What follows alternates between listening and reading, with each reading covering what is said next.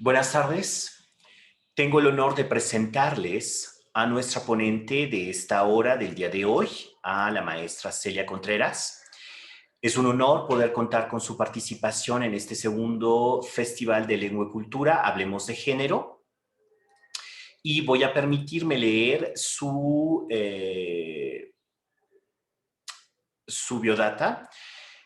Celia Contreras, maestra Celia Contreras Austrias, académica de tiempo completo de la Facultad de Idiomas de la Universidad Veracruzana en México, directora de la Escuela para Estudiantes Extranjeros de la Universidad Veracruzana, coordinadora de la Comisión Internacional de Acceso a la Movilidad de la Conferencia Regional de Rectores en Latinoamérica de la Agencia Universitaria de la Francofonía, responsable de proyectos de francofonía entre la Universidad Veracruzana y la Agencia Universitaria de la Francofonía. Perfil PRODEP 2019-2022, licenciada en lengua francesa y en lengua inglesa por la Universidad Veracruzana. Maîtrise français langue étrangère par l'Université Stendhal Grenoble. 3. Francia y maestría en didáctica del francés por la Universidad Veracruzana. Anterior directora de la Facultad de Idiomas de la Universidad Veracruzana. Anterior coordinadora del Cuerpo Académico Lingüística y Traducción del Instituto de Investigaciones en Educación de la Universidad Veracruzana. Ha impartido conferencias, ponencias y talleres en eventos nacionales e internacionales. Cuenta con algunas publicaciones a nivel nacional e internacional en el campo de la didáctica de las lenguas extranjeras, traducción y francés del turismo. Hoy tenemos el honor de contar con su presencia a través de la conferencia El lenguaje inclusivo en español, postura de las academias de la lengua. Maestra, sea bienvenida y comenzamos. Muchas gracias. Agradezco la grata invitación de la Universidad Autónoma del Estado de Hidalgo. Agradezco especialmente a ti, maestro Eduardo Amador. Gracias por la invitación y gracias por promover este tipo de eventos que nos hacen bien a todos en el mundo académico, pero a la sociedad en general, en tanto que estamos todos inmersos en este proceso de una lengua viva y todos somos sujetos, ¿no? Involucrados en los procesos evolutivos o no de nuestras lenguas vivas. Me voy a permitir compartir mi presentación y les agradezco pues ir reflexionando y plantear sus preguntas en algún momento, ¿no? Al final de la presentación. Bien.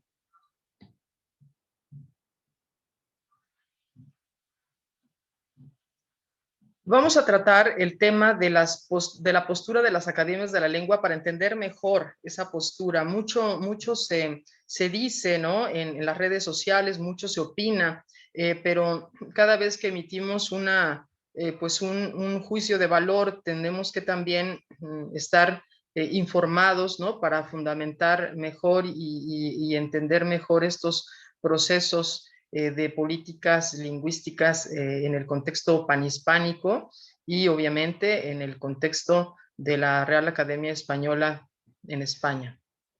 Un poquito para entender mejor el panorama, porque no todos los idiomas en el mundo hacen la distinción de ese marcador de género.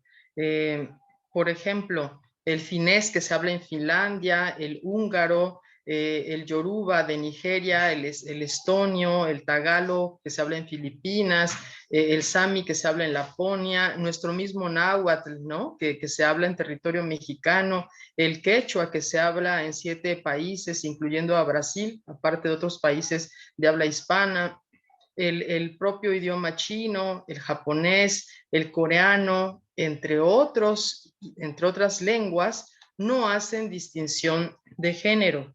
La particularidad del español junto con el francés, el italiano y otras lenguas, pues sí, hacen ese marcador de género. Eso sitúa, entonces, posiciona al español, pues, en el ojo del huracán cuando hablamos de lenguaje inclusivo. El español, además, es el segundo idioma más hablado en el mundo. Somos aproximadamente 463 millones de hablantes de español como lengua materna. Aparte, 75 millones de hablantes con competencia limitada, en su mayoría hablantes del español como segunda lengua o como lengua de migración. El español es el tercero o el cuarto idioma más aprendido en el mundo, de acuerdo con los reportes del Instituto Cervantes. El primer idioma más aprendido es el inglés, el segundo idioma más aprendido es el francés, el tercer idioma más aprendido en algunos años ha sido el español, en otros años lo ha sido el idioma chino, de acuerdo con los últimos reportes del Instituto Cervantes. Hay aproximadamente actualmente 18 millones de estudiantes de español en el mundo. Y bueno, actualmente también porque recientemente en 2020 se incorpora o la reconoce la Asociación de Academias de la Lengua a una academia más, eran 23, ahora suman ya 24 academias de la lengua española.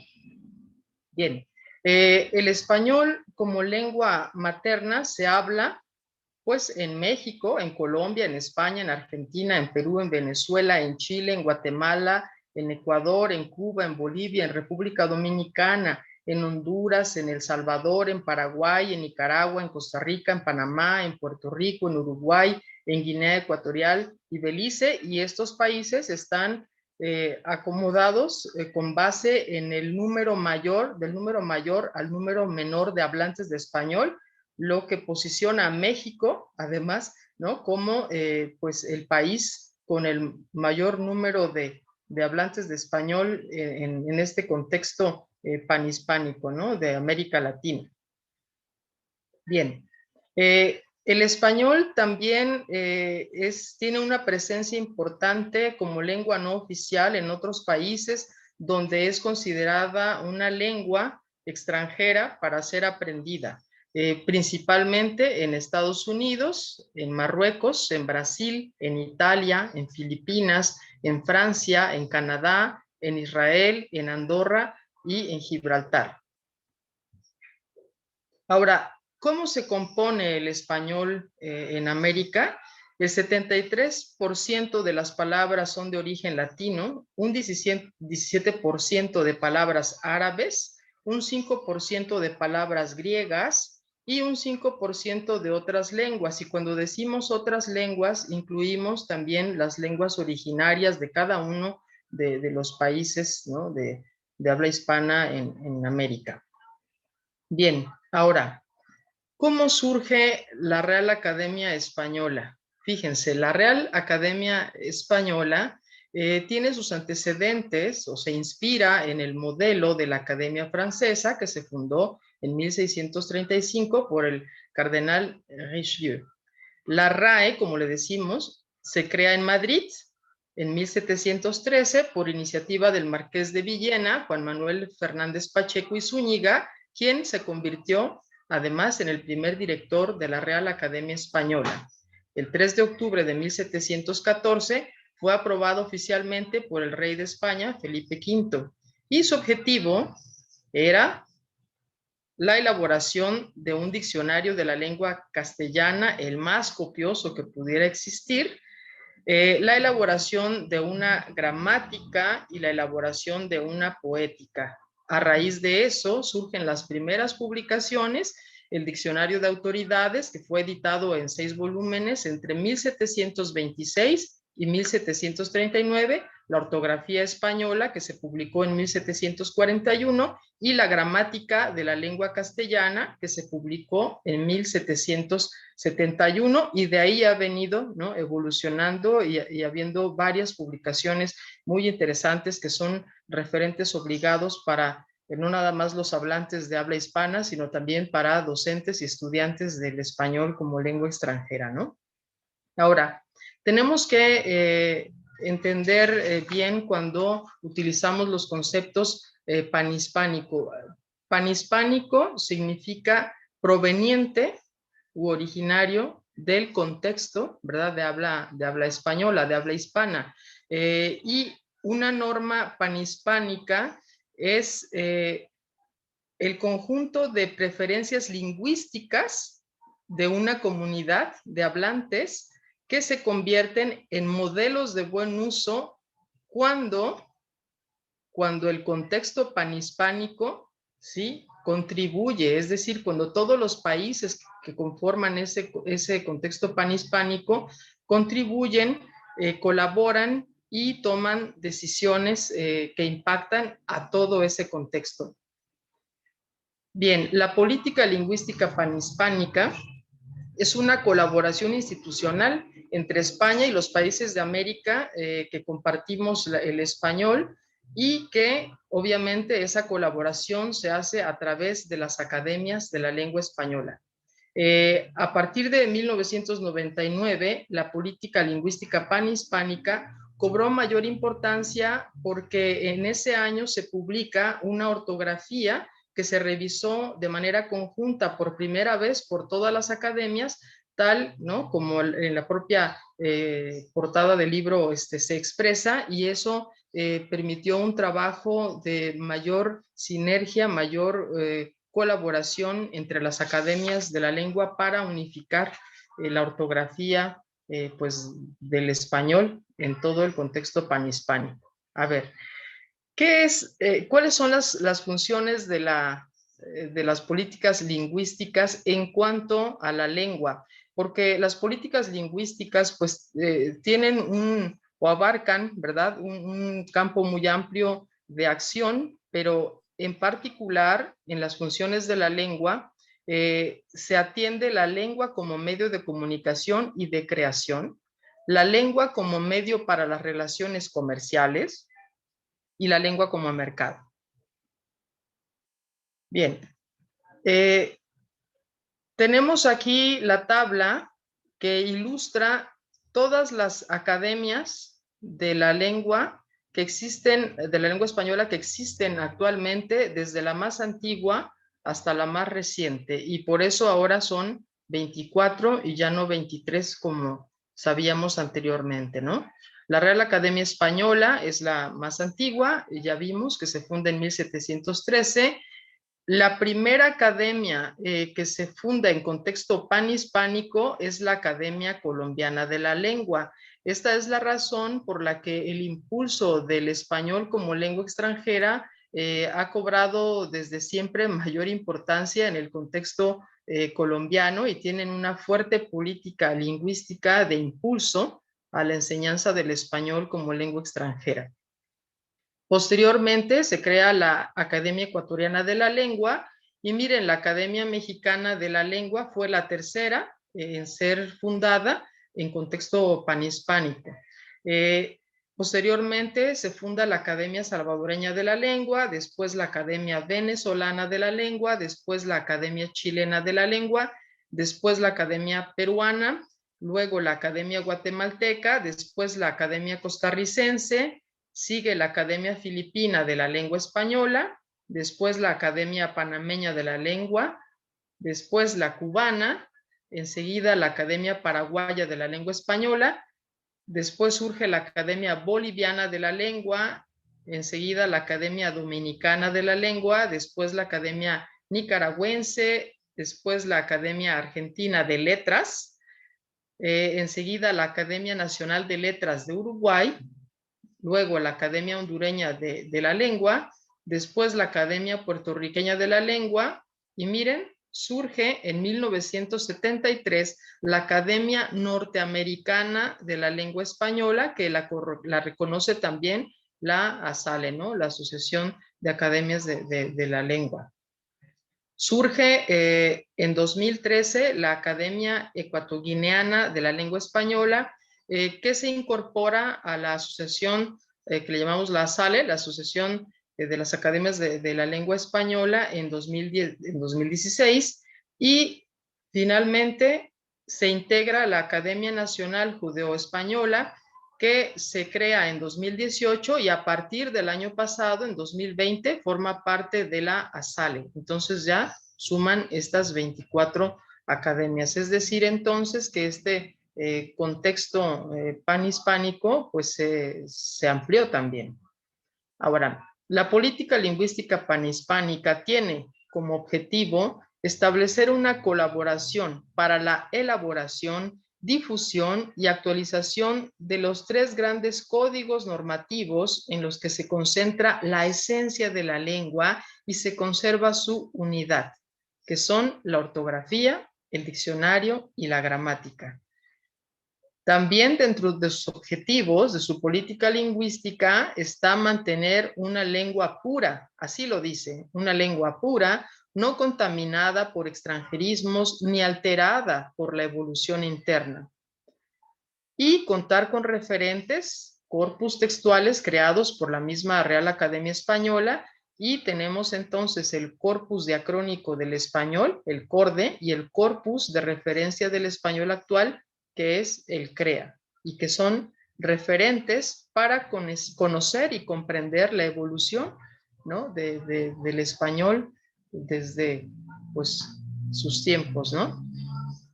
La Asociación de Academias de la Lengua Española, la ASALE, surge por iniciativa, ¿no? del gobierno mexicano. Eso es interesante también. Esta Asociación de Academias de la Lengua Española, la ASALE, tuvo su origen por iniciativa, ¿no? del gobierno de Miguel Alemán Valdés como presidente de México en 1951, y se convoca un primer congreso de academias el 23 de abril, del 23 de abril al 6 de mayo de 1951, y por cuestiones políticas no se permitió que la RAE estuviera presente. ¿Cómo se estructura la dirección de la Asociación de Academias de la Lengua Española? Bueno, pues está a cargo de una comisión permanente integrada por un presidente, que es el director de la Real Academia Española, un secretario general, que es un académico de cualquiera de las academias asociadas, excepto de la RAE, y que se elige por el Congreso, un tesorero designado por la RAE y 4 vocales de las academias asociadas que se van turnando anualmente. ¿Cuáles son los objetivos? Reunir a todas las academias de la lengua española, que ahora son 24, con el fin de impulsar la unidad, integridad y desarrollo del idioma español, realizar congresos ordinarios y tomar decisiones conjuntas en colaboración con la RAE. Ahora, el tema del lenguaje inclusivo, particularmente en el español, se volvió más polémico en 2020 luego de un informe, ¿verdad?, que se publicó el 20 de enero a raíz de que la vicepresidenta del gobierno de España, Carmen Calvo, solicitó a la RAE un estudio sobre el buen uso de ese lenguaje inclusivo en la Carta Magna Española, es decir, en su Constitución. La RAE entonces responde con un informe muy detallado de 156 páginas y considera que la Carta Magna emplea un castellano correcto en términos normativos y que sus principios y disposiciones son claros y fácilmente inteligibles por todos los ciudadanos. La RAE además examina si la redacción de hace 41 años ha podido ser desplazada parcialmente por nuevos usos lingüísticos, y la observación que hace es considerar, como en la Constitución de España solo aparece rey y no reina, príncipe y no princesa, hace esa observación, ¿no? Como una mera propuesta pues para el gobierno español. Ahora, de acuerdo con la RAE, hay 2 interpretaciones que se están gestando cuando hablamos de lenguaje inclusivo. La primera interpretación es que el lenguaje inclusivo es aquel en que las referencias expresas a las mujeres se llevan a cabo exclusivamente a través de palabras de género femenino. Desde ese punto de vista, sería inclusiva la expresión los españoles y las españolas, y no lo sería entonces la expresión solamente los españoles. También se considera inclusiva en esta misma interpretación la estrategia de emplear sustantivos colectivos de persona, sean femeninos, por ejemplo, la población española, sean masculinos, como el pueblo español. así como usar términos nominales que abarquen en su designación a los dos sexos, como en toda persona española, en lugar de decir en todo español. Bien, la segunda interpretación es la del lenguaje inclusivo, que refiere a la utilización de términos masculinos que integran claramente en su referencia a hombres y mujeres cuando el contexto deja suficientemente claro que así es, de acuerdo con la conciencia lingüística de los hispanohablantes y de acuerdo con la estructura gramatical y léxica de las lenguas románicas. Bien, pues la postura de la RAE se está situada en esta segunda interpretación, la última que acabo de leer, y entonces hay que también considerar que estos movimientos sociales que pugnan por una igualdad y el reconocimiento lingüístico de las mujeres para hacerlas visibles en todos los contextos, pues surge, ¿no?, con los movimientos sexistas de 1970. Y ya entonces, desde el constituyente de 1978, la Real Academia Española optó por esta segunda interpretación, partiendo de la convicción verificada en múltiples estudios y en la práctica general de los hispanohablantes de que en gran número de contextos el masculino es el término no marcado que abarca e incluye no solo a los hombres, sino también a las mujeres. La RAE subraya que este fenómeno es puramente gramatical y no es consecuencia del acuerdo expreso de una institución, sea política o cultural, antigua o contemporánea, española o extranjera. Bien, ¿cuál es la postura entonces de la Real Academia Española sobre el uso del lenguaje inclusivo? Propone el uso de los pronombres y los indefinidos en masculino plural. Los grupos nominales, por ejemplo, nadie, todos, los ciudadanos, los extranjeros, padres, trabajadores, profesores, etcétera. También propone el uso de expresiones nominales indefinidas, por ejemplo, cualquier o ningún. Propone también el uso de expresiones construidas con grupos nominales de persona en masculino que aparecen sin artículo, por ejemplo, abogado, presidente, senadores, etcétera. También propone el uso del masculino inclusivo, es decir, expresiones nominales definidas para referirse a cargos, puestos u órganos, por ejemplo, el presidente del Congreso, el fiscal general del Estado, etcétera. Indica que poseen o no valor inclusivo en función del contexto sintáctico en el que se encuentren y que puede designar a un varón o a una persona que ocupa el cargo, aunque los títulos, cargos o puestos pueden aplicarse a las mujeres usados, ya sea en masculino o en femenino, es decir, no lo descarta. ¿Cuáles son las orientaciones? Y solo son eso, orientaciones. Conciliar los argumentos jurídicos, lingüísticos y políticos que se ponen en juego para dar una solución a la utilización del femenino junto al masculino en lo que concierne a la Constitución, y esto ha tenido un impacto, ¿verdad? No nada más dentro de ese debate de la Constitución española, sino en general en el uso del español como lenguaje inclusivo, ¿no? Entonces, se ha señalado fuertemente a la RAE. Bien, ¿qué es lo que nos propone la RAE? Desdoblar las expresiones referidas cuando se amerite, por ejemplo, el presidente o la presidenta del gobierno, desdoblar las referencias a cargos o alternar con reformulaciones que eviten tanto el desdoblamiento como el uso del masculino. Por ejemplo, quien ocupe la presidencia, la persona que ocupe el cargo de presidente. Referirse al cargo político del que se hable, por ejemplo, la presidencia, la fiscalía, mantener los masculinos, como se hace ahora, tanto en el texto constitucional de España como en las constituciones de otros países, incluyendo, ¿no?, la mexicana, y en tanto que se corresponde esa opción con convicciones gramaticales y léxicas y que el español comparte con muchos otros idiomas. Bien, ¿Cuáles son las implicaciones? Las implicaciones que nos marca la RAE al hacer uso de un lenguaje inclusivo que implique únicamente desdoblamientos, es decir, estar haciendo el marcador de género, ¿no? Masculino y femenino cada vez que aparece un sustantivo, un adjetivo, ¿no? que lo tenga que describir. Pues se puede dar a entender que las referencias que se dejen en masculino singular no abarcan a los dos sexos, entonces tendría que ser muy cuidadoso, sobre todo en documentos jurídicos. Se podría generar una interpretación reductora de los derechos de las mujeres. Se requiere de reiteraciones y paráfrasis para aclarar que las expresiones construidas en masculino y en singular poseen en español los dos sentidos, masculino y femenino, ¿verdad? Para evitar confusiones.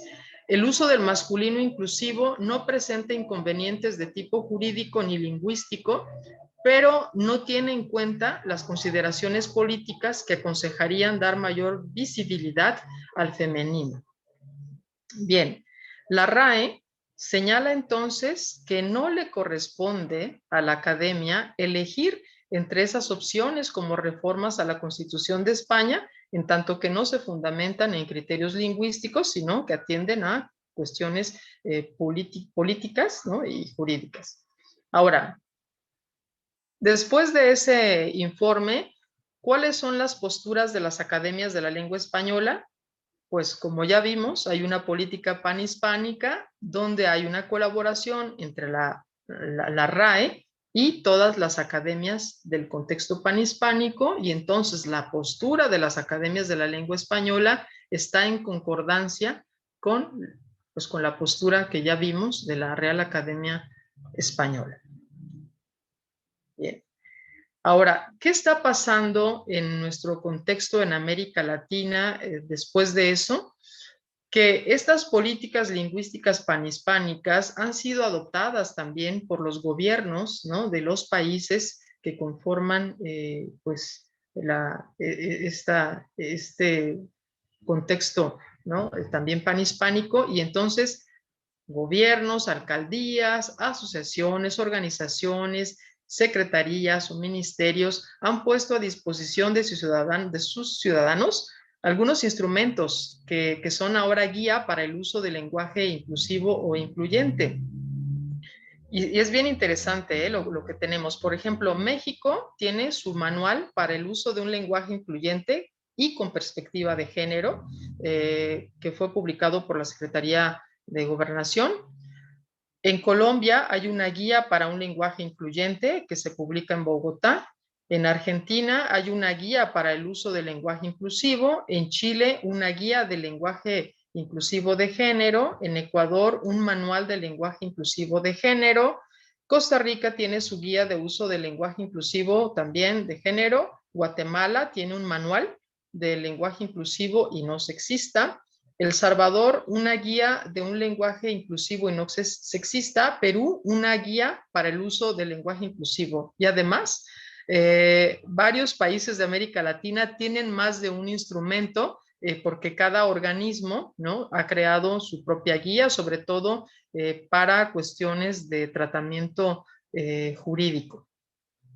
Ahora, de manera general, estas guías y manuales, ¿no? que retoman la postura pues de la política panhispánica, nos dicen que hay que hacer un uso de la lengua de la manera más inclusiva posible. Hay que usar desdoblamientos cuando sea necesario, cuando sea necesario. Hay que usar genéricos inclusivos, por ejemplo, la ciudadanía, el alumnado, en vez de decir el ciudadano, ¿no? o el alumno. Hay que evitar el uso de los símbolos, la arroba, la X, y también hay que evitar el uso de la letra E en las palabras. Por ejemplo, ahí tenemos, ¿no? Todos, ¿no? Todas y todes, como he escuchado, incluso en el mundo académico. Hay que abandonar los estereotipos en las imágenes.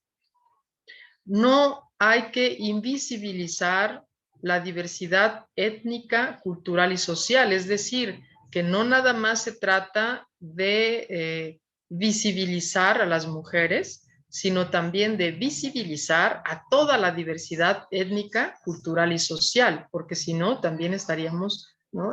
Cayendo en discriminaciones, ¿no? Al no atender toda nuestra diversidad, y hay que evitar los estereotipos sexistas. Bien, ¿cuáles son las críticas generales sobre el uso del lenguaje inclusivo? El uso del lenguaje inclusivo no aborda ni resuelve los problemas sociales de discriminación y violencia en nuestro contexto.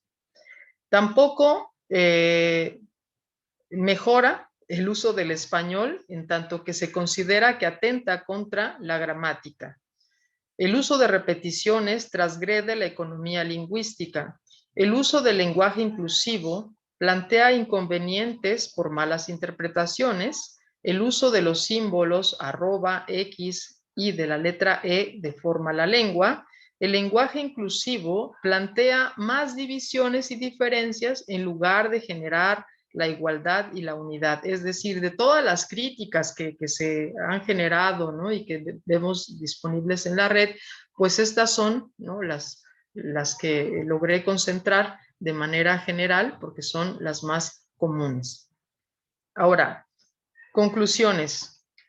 Hay diferentes perspectivas desde las que podemos ver el debate del lenguaje inclusivo. Una es la perspectiva lingüística, que es la que están atendiendo las academias de la lengua española y se basan en el respeto a la norma.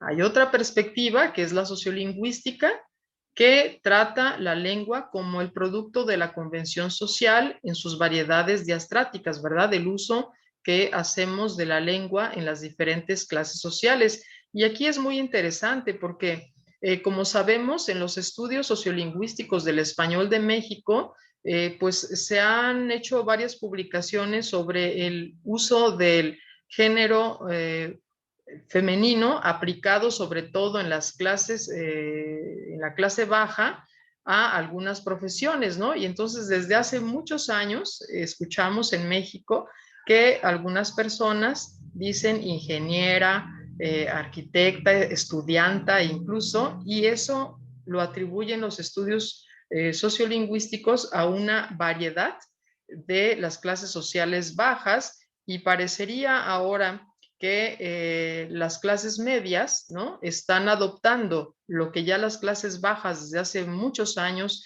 vienen pues socializando a través del uso del español. Bien, la perspectiva ideológica es otra, y esa atiende a los movimientos sociales a favor de la igualdad, de la equidad de género y el respeto a la diversidad. Y entonces, como los debates se están suscitando desde la perspectiva lingüística, desde la perspectiva sociolingüística y desde la perspectiva ideológica, hay muchos malos entendidos, muchas malas interpretaciones, contradicciones, e incluso me sorprende ver en redes sociales agresiones entre personas, porque mientras unos tienen una perspectiva lingüística, otros tienen una perspectiva ideológica, otros tienen una perspectiva sociolingüística, pero no saben ellos cuál es su postura en sí, en la medida en la que nosotros podamos establecer que los debates están dándose desde diferentes perspectivas, podemos mejor y respetarnos, ¿no? en esas posturas. Bien, este es mi correo electrónico, por si alguien gusta contactarnos. Y la cuestión ahora también es hacia dónde va el docente del español como lengua extranjera en la enseñanza del uso del lenguaje inclusivo. Hacia dónde también va el diseño de materiales, desde qué perspectiva, ¿no? Va a abordar también su enseñanza-aprendizaje del español como lengua extranjera ante un hecho social que no puede ser tampoco invisibilizado.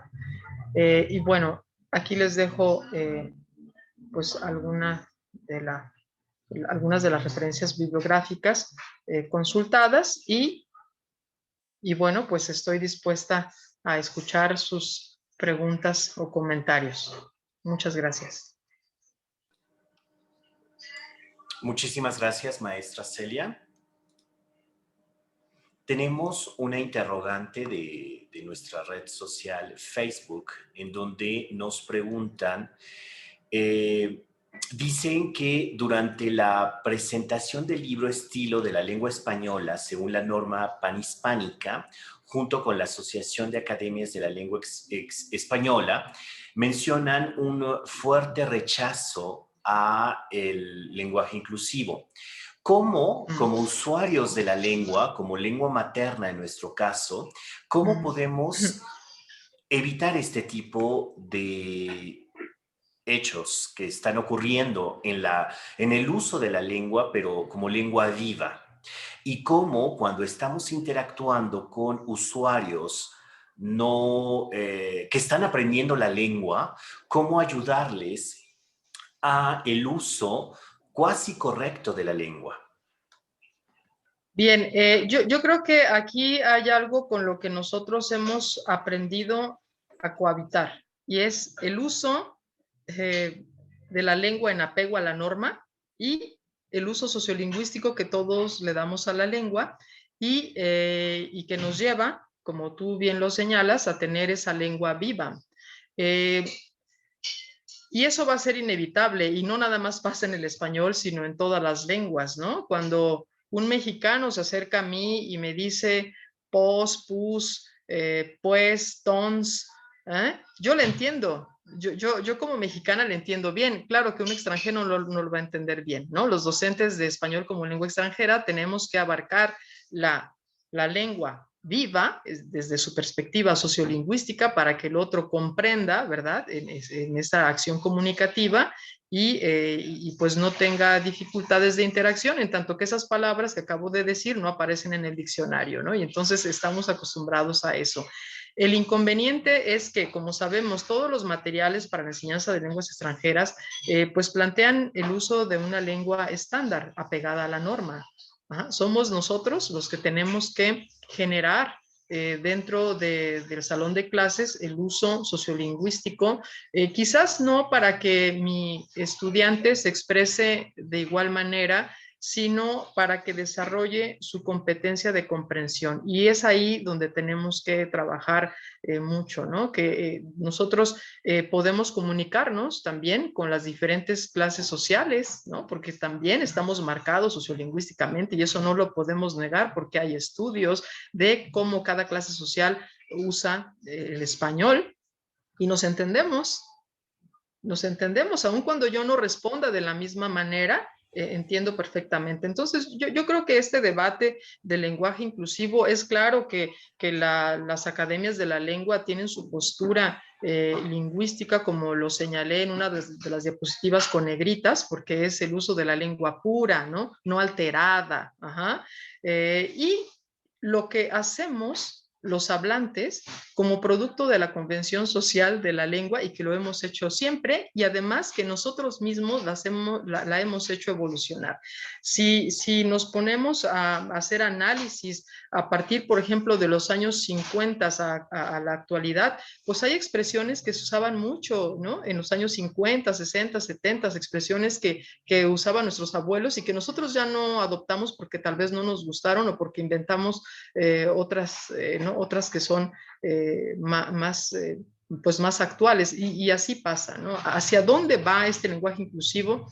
Ya hubo una publicación en España de un libro de texto en una de las provincias y los profesores se quejan porque es agotador estar haciendo los desdoblamientos cada vez que aparece un masculino o un femenino y entonces se pierde el sentido del texto. Entonces, pues habrá que tomar decisiones, yo creo, en el mundo académico al menos, tendrán que ser decisiones inteligentes, ¿no? Porque la función de la lengua es comunicar y si se quiere trabajar la lengua incluyente o inclusiva, pues se tendrán que trabajar algunas decisiones. La misma Organización de las Naciones Unidas propone también el uso de genéricos, ¿no? Para evitar hacer tantos desdoblamientos.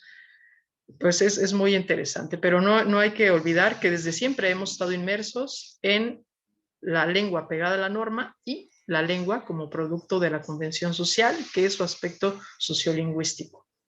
Muchísimas gracias, maestra Contreras. Tenemos otro comentario muy interesante de parte de Sergio. No quiero entrar en mucho detalle, pero sí me ha dado un poco de controversia el hecho de que digan la calor o el calor. Entonces, ¿cuál sería la pronunciación correcta? Algo que ya nos mencionaba. Tenemos también otra interrogante. Quisiera saber cómo nos tendríamos que dirigir a las personas que se identifican como no binarios, ya que la gente de habla inglesa ha optado por ocupar they y he visto hispanos utilizando el o el plural. Ujú.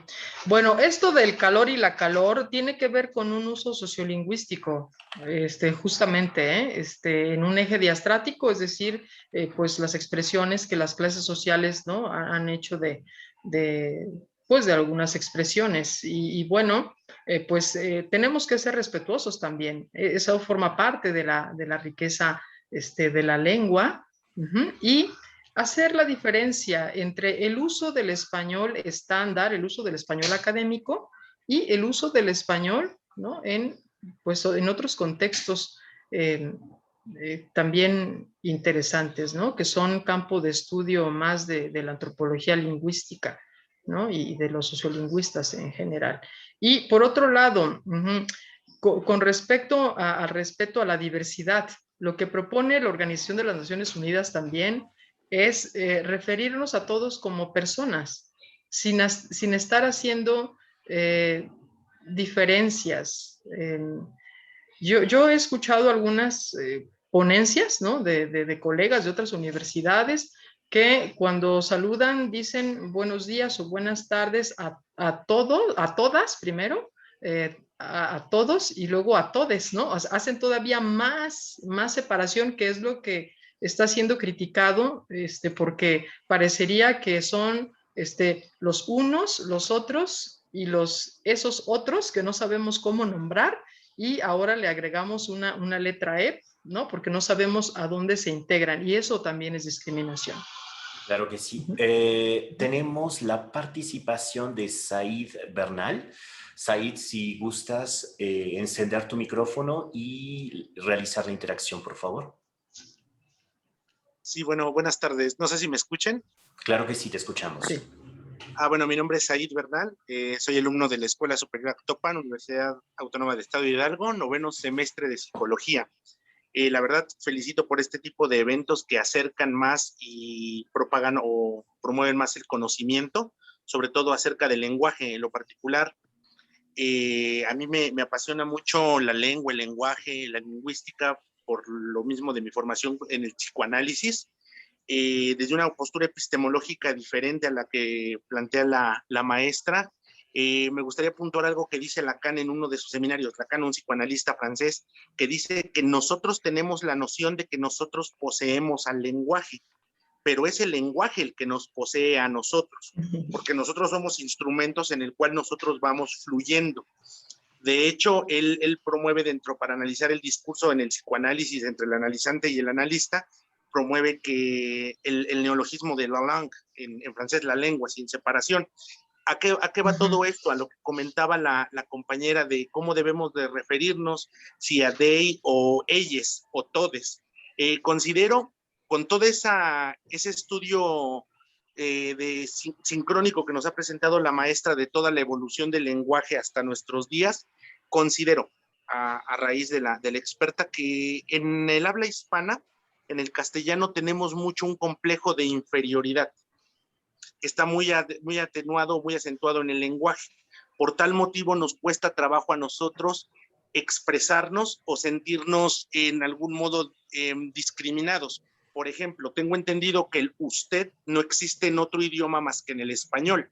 Cuando nos referimos a una persona con un grado de autoridad, decimos, ¿usted cómo está? o cuando nos referimos a nuestros padres. Es que usted, mamá, no me deja salir. Ese es un complejo que el usted en el inglés y en otros idiomas no existe. Lo mismo pasa cuando ahorita está en boga el lenguaje inclusivo, cuando las personas en cuestión de género se sienten discriminados, cuando en una ponencia digo muy buenas tardes a todos y hay una o dos mujeres y se sienten discriminadas, invisibilizadas. Prácticamente desde una postura psicoanalítica eso no existe, porque el sexismo y el género es una construcción social que es acuñada o introyectada propiamente. Es decir, si yo digo, vamos a ponerlo en caso, ya con esto finalizo, un caso inverso. Habemos, o bueno, hay dos hombres en la sala y llega la ponente y hay más mujeres y dice buenas tardes a todas. Yo como hombre estaría diciendo buenas tardes, bueno, estaría entendiendo que se está refiriendo a todas las personas aquí presentes. Primero va lo que usted decía, la manera de referirnos a personas como seres humanos y ya después a decir, ay, es que me siento invisibilizado porque dijo todas y no todos, o porque dijo todas y no todes. Entonces, ahí se vuelve a acentuar ese complejo de inferioridad que se tiene el hispano con referente al lenguaje. Por eso decía, con este término Lacan, que entre lo que usted dice, así lo dice usted, como persona, el otro, entre lo que tú dices, piensas, hablas y yo escucho, analizo y todo, se dan 9 malinterpretaciones. Y es por eso que todo se remite, este lenguaje, el Lacan lo dice, no hay lingüística, hay lingüistería. Todo se remite a la lingüistería en la cual se queda acuñado el complejo de inferioridad. Sería todo, muchas gracias y felicidades. Muchas Muchísimas gracias. gracias. Sí, muy interesante esto que dices, porque tiene que ver también sobre cómo definimos la lengua desde un principio, ¿no? Si como un medio de comunicación, así nada más, o como las teorías interaccionales nos lo proponen, cuando nos dicen la lengua no es un medio de comunicación, la lengua es el producto de la interacción social, y entonces es ahí donde entra, ¿no? Toda esta variedad. Algo dijiste, ¿no? Utilizaste la palabra complejo de inferioridad. Efectivamente, para algunos psicólogos, esta afección o no que podamos tener al sentirnos incluidos o no en un discurso tiene que ver con nuestra autoestima, regulada o no. Eso también es otra perspectiva muy, muy interesante, y como lo han dicho algunos estudiosos también, pues la interpretación que tú le das a la manera en la que el otro se refiere a ti depende también de tu sensibilidad, ¿no? Y eso también es una mera percepción. Estamos educados, ¿no? De una manera, ahora vamos a pasar o estamos pasando por procesos de reeducación, y eso es lo que nos está costando, porque nos estamos como un poquito yendo a los extremos, ¿no? Con tantos desdoblamientos, ¿no? O de plano, ¿no? Siendo pues muy cartesianos, ¿no? Y defendiendo solamente el género masculino. Creo que hay que encontrar el justo medio y adaptarnos a los contextos y situaciones, siempre referirnos a los demás con respeto, ¿no? Porque es por ahí a donde queremos llegar todos con este uso correcto o no de la lengua, ¿no? Muchísimas gracias. Tenemos dos últimas preguntas de Fernando Rodríguez. Debido a la cultura que existe en México, ¿cree que se pueda lograr ocupar el lenguaje inclusivo? Esa es la penúltima. Y la última de Marcos Juárez. Felicitaciones a la maestra Contreras por su excelente ponencia. Mi pregunta, ¿hay mujeres que integren estas academias? Porque uno de los argumentos de las personas que utilizan todes o todas con el arroba o todes con X, es que las academias solo están integradas por hombres y por ello se invisibiliza el femenino y rechazan estos cambios. Bueno, la primera pregunta, sí, todos somos actores sociales, ¿no? Como lo dice el doctor Christian Purén, y en función de esa actuación social, somos nosotros quienes tomamos también las decisiones para saber si voy a publicar mi artículo con un lenguaje inclusivo o no, si la editorial va a aceptar mi publicación de esa manera o no, si va a ser una regla editorial. Es decir, que vamos a ser todos parte, ¿no? de una cuestión de acción social para tomar las decisiones. Mientras la postura de las academias sea ya clara, como lo han dejado ver, pues nosotros como actores sociales tendremos que saber qué es lo que vamos a hacer. Si yo a mis estudiantes les voy a empezar a pedir sus escritos, ¿no? Utilizando lenguaje inclusivo y eso tiene una puntuación o no, es decir, cada quien va a tomar sus decisiones. Las mismas academias al interior de las universidades, sobre todo las academias que tienen, ¿no?, un fuerte impacto en el uso de la lengua. Entonces, pues es un proceso interesante en el que estamos inmersos y yo creo que se abren nuevas perspectivas y ejes de investigación. Muy interesante. La otra pregunta, ¿me la recuerdas? Claro que sí, hay mujeres que integran o que Cierto, integran sí. estas academias. Sí, hay mujeres que forman parte de las academias de la lengua. Además, las academias se integran por varias personas, ¿no? La Real Academia Española tiene 41 integrantes, ¿no? Y todas las academias suman. Ahora, ¿quiénes forman parte de las academias? Pues gente letrada, gente con distinciones y prestigio, ¿no?, en su labor profesional, y se van rotando y también hacen sus propias propuestas. Nada más que aquí, insisto, no hay que perder de vista cuál es el objetivo de las academias, ¿no? Cuál es su función y cuál es, digamos, la dinámica sociolingüística en la que nos movemos también, considerando las lenguas, pues como lenguas vivas, ¿no? Perfecto, muchísimas gracias. Queremos agradecer a la maestra Celia Cristina Contreras Austrias por facilitarnos la conferencia de lenguaje inclusivo en español, postura de las academias de la lengua, en nuestro segundo Festival Lengua y Cultura Fest, Hablemos de Género. Agradecemos enormemente su colaboración y su participación, y también queremos agradecer la asistencia de nuestros invitados, los estudiantes, los profesores y el público en general que nos ha acompañado. Muchísimas gracias. Muchas gracias a ustedes. Gracias, Edward, por este evento. Felicidades a todos por esto. Gracias. Excelente tarde. Y los Hasta invitamos pronto a continuar con nuestras siguientes actividades. Muchísimas gracias. Excelente día.